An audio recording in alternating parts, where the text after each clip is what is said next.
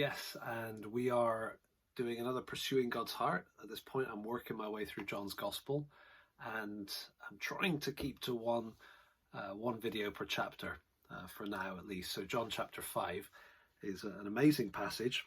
It's really a passage that sets up the tension that then carries forward throughout the whole book. And the tension really is set up by one thing that Jesus says. And I think it's fascinating to see that. In the context, you've got this man who has been lying by this pool for a long period of time, hasn't been able to get in.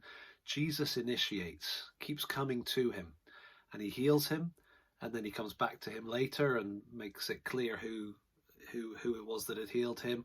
And then the man is kind of unresponsive to Jesus. He goes off, actually, when he is told off for carrying his mat by the authorities. He says, no, it wasn't me, it was somebody else that told me to do this. Jesus comes back to him, and then he goes and tells them that it was Jesus. And so there's this kind of weird grassing up, as we used to say, going on, where this man who's been healed by Jesus is getting Jesus in trouble so that he himself won't be in trouble. And so the authorities come to Jesus, and they're persecuting him. They're trying to get him because he is doing stuff on the Sabbath. But then Jesus just makes it so much worse. Imagine that you've got all the authorities gathered there, pointing their finger, saying, you know, you're breaking the Sabbath, which is serious business in Jewish thinking.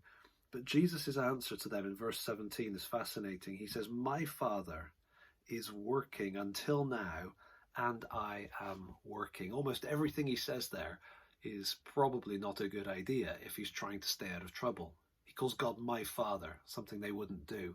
He says, my Father is working until now. Implication, his Father is working on the Sabbath, and I am working. He confesses, yes, I am working on the Sabbath. And so the authorities, instead of getting Jesus for Sabbath breaking, have now had it ramped up to a whole new level. He is calling God his own Father, making himself equal with God. That is a charge that Jesus considers worth having against him. That is a charge that is worth being in trouble for. Because, of course, it's true. God the Father is equal to God the Son. And this kind of Sabbath breaking that Jesus did a whole lot of healing people on the Sabbath, he's tying that to his role as being the revealer of the Father. I wonder how much we really think about that. When we see Jesus, we are seeing the Father's heart in action in human form. The Son fully revealing the Father to us. And so in this particular incident, we see Jesus is just not going to settle for a petty squabble over Sabbath breaking. He wants them to go after him for the top charge, which is making himself equal with God. Praise God that Jesus is, in fact, guilty, innocent of that. He is who he claimed to be.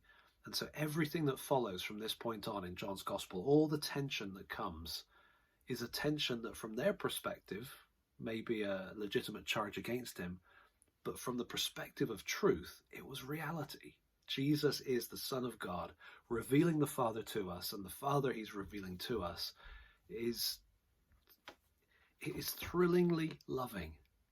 Right? He's the kind of loving God who sees someone who isn't going to be particularly responsive to him and heals him. That's the heart of the God that we're pursuing, and we're seeing it in Jesus.